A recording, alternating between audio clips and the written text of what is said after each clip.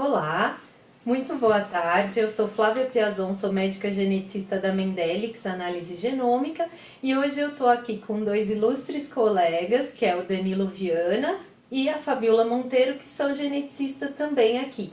E a gente vai falar um pouquinho, na Semana da Doença Rara, sobre doença rara. Então vamos fazer um bate-papo aqui bem à vontade para os nossos seguidores. Então vamos lá, vamos começar com o Danilo um pouquinho.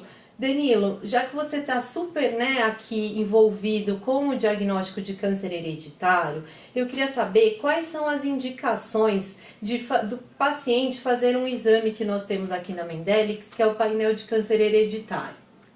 Flávia, só colocar um pouquinho a meu respeito. Então, eu sou médico geneticista também e eu trabalho na área de câncer hereditário.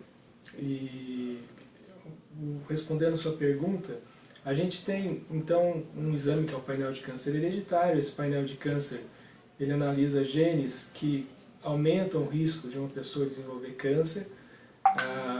E a indicação para a gente fazer esse exame, ela depende muito da história. E a gente costuma indicar esse teste para as pessoas que têm diagnóstico de câncer, principalmente aquelas que têm diagnóstico de câncer em idade jovem, ou aquelas pessoas que têm, além de ter um diagnóstico de câncer, também têm uma história familiar com várias pessoas tendo casos de câncer, principalmente quando é o mesmo tipo de câncer. Para fazer o exame é necessária a solicitação médica, então precisa da pessoa trazer a solicitação do seu médico e com essas características a gente vai realizar o exame. É claro que existem exceções, então muitas vezes uma pessoa não teve câncer, mas a gente também pode realizar o teste, principalmente quando a família é limitada ou a pessoa que teve câncer já faleceu, então tem algumas situações específicas que a gente realiza também teste sem ter esses critérios, digamos assim, que eu falei para você. Certo. E assim, Danilo, uma dúvida que às vezes muitos médicos vêm perguntar, mastologistas, ginecologistas, coloprocto, em quem que deve ser começada essa investigação? A gente procura iniciar o teste sempre pela pessoa que teve câncer, que teve diagnóstico de câncer. E isso se deve a algumas peculiaridades do teste genético, principalmente em relação aos resultados. Então, quando a gente inicia o teste por uma pessoa que teve câncer, o significado que a gente vai poder orientar a família depois tem um valor, uma utilidade, um valor maior do que quando a gente faz um exame numa pessoa que não teve câncer. Então, de uma forma geral, a gente procura iniciar por aqueles que tiveram a doença. Legal. E eu queria que você comentasse um pouquinho sobre o que você pensa do aconselhamento pré e pós-teste. Bom, o aconselhamento genético, ele é um procedimento feito antes e depois do teste genético, ou seja, antes do teste genético para que a pessoa possa ser orientada a respeito dos resultados possíveis no teste genético. Lembrando que o teste genético pode ter um resultado positivo, mostrando que tem uma alteração que aumenta o risco de câncer, por exemplo. Pode ter um resultado negativo, e ter um resultado negativo não significa que a pessoa não vai ter câncer, e pode ter um resultado inconclusivo quando a gente encontra uma variante de significado clínico incerto, ou seja, são situações específicas que precisam ser discutidas antes da pessoa fazer o teste, para saber se realmente tem indicação, se ela é, talvez, dentro daquela família, a pessoa ideal para a gente fazer o teste. E depois do teste, obviamente, para a pessoa, diante do resultado que o teste mostrar, poder interpretar aquilo para a vida dela, em relação ao risco de câncer. Lembrando que o aconselhamento ele deve ser feito por uma pessoa que esteja capacitada para fazer o aconselhamento, para poder prestar toda essa informação para o paciente. Ótimo. E queria te agradecer. E agora vamos falar um pouco com a doutora Fabiola Monteiro. Fala um pouquinho do que você faz aqui na Mendelix. Bom, eu sou médica geneticista aqui na Mendelics também. Eu, assim como os meus colegas aqui do lado, a doutora Flávia e o doutor Danilo, nós trabalhamos analisando então o sequenciamento de nova geração, né, que é a principal técnica que nós utilizamos aqui para a realização dos exames na Mendelics. O Danilo trabalha mais com a área de oncogenética, como ele já falou. Eu faço mais a parte de genética geral, né? Então tudo que não seja relacionado a câncer é a parte que eu analiso. Legal. Então, Fabíola, vamos começar aqui então falando de maneira mais geral, o que é uma doença rara? Bom, Flávia, a definição de doença rara é aquela doença que acomete até 65 pessoas dentro de um grupo de até 100 mil indivíduos. Então, falando de uma forma um pouco mais simplificada, então até 2 pessoas em 2 mil indivíduos, né? Na verdade, menos de 2 pessoas em 2 mil indivíduos. E muitas vezes são doenças crônicas, em alguns casos até degenerativas. Só lembrando que nem toda doença rara é uma doença de origem genética. Existem doenças raras que não são puramente genéticas, mas a grande maioria, cerca de 80% das doenças que são consideradas doenças raras, elas têm sim uma etiologia, uma causa genética. Ótimo.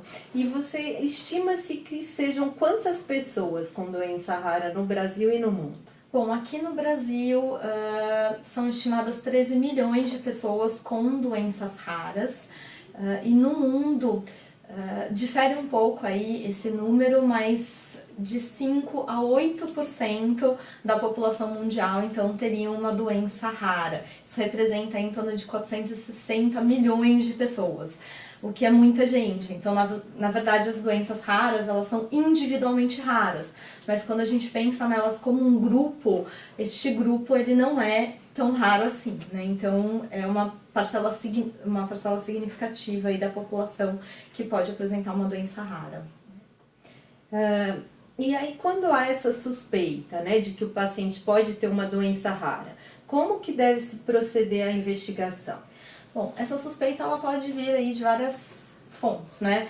O próprio médico clínico geral ou um médico especialista eventualmente pode fazer uma suspeita. Muitas vezes na própria maternidade, quando a criança já nasce com uma anomalia congênita, já pode haver uma suspeita de uma doença rara. Se essa suspeita for de uma doença rara de origem genética, o ideal é realmente que esse indivíduo seja encaminhado para avaliação com o médico geneticista. E aí o médico geneticista ele vai fazer uma consulta, vai tirar uma série de informações sobre esse paciente, vai fazer uma consulta bastante detalhada, com informações não só sobre o paciente, mas também sobre o histórico familiar daquela pessoa, vai fazer um exame físico bastante minucioso, bastante detalhado, e a partir daí, então, ele vai direcionar a investigação deste paciente, vai pedir os exames necessários na tentativa aí de uma conclusão diagnóstica. E isso pode demorar um pouco. Pode demorar até anos em alguns casos, tá? Lembrando que a genética é uma ciência em evolução. E às vezes a gente se depara com casos que a doença ainda não foi descrita, ela ainda não é conhecida do ponto de vista científico, né? E isso significa que às vezes vão alguns anos antes de você conseguir fechar um diagnóstico definitivo para esse paciente. Ah, legal. Acho que isso é super importante, né? Porque a gente sabe que cada vez mais pessoas estão atrás dos seus direitos, estão vindo para procurar o acompanhamento genético, e acho que quanto mais informação exista, para que ele já chegue sabendo um pouquinho, que às vezes pode ser um processo longo chegar com um diagnóstico genético, né? E vou falar um pouquinho então da minha atuação.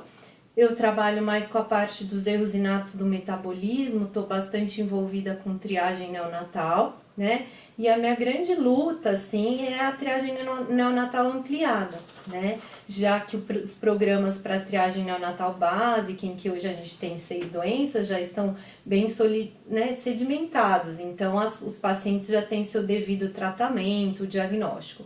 Mas a minha luta é mesmo para o diagnóstico das doenças através do teste do pezinho ampliado, né? Então, eu acho que nada mais importante do que a gente pensar nessa semana da doença rara, né? Em lutar para que cada vez mais pacientes tenham acesso a esse tipo de investigação, porque infelizmente ele fica ou com o paciente privado, né, ou com os convênios da saúde suplementar, ou em algumas situações de filantropia, mas que infelizmente nesses casos o paciente acaba recebendo um diagnóstico tardio, ele já está muito sintomático, né? E a importância de fazer esse diagnóstico dessas doenças é que uma boa assim, parcela dessas doenças tem tratamento, que é uma coisa um pouquinho diferente do que a gente vê em genética, né? Claro que é super importante o diagnóstico para conter a ansiedade dessa família que já está em busca do diagnóstico do seu filho, enfim, ou até de uma pessoa mais velha na família, mas nesta situação a gente é passível de tratamento, né?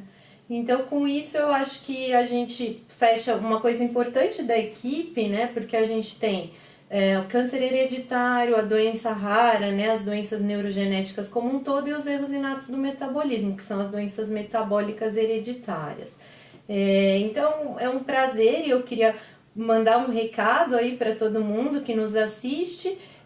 Se você é um portador de doença rara ou tem alguém na sua família que possa ter doença rara, vá em busca de um tratamento adequado, de uma investigação acurada e estamos no que nós podemos ajudar, estaremos aqui e se dúvidas houverem, que a gente possa estar mais em contato para esclarecê-las. Muito obrigada, viu?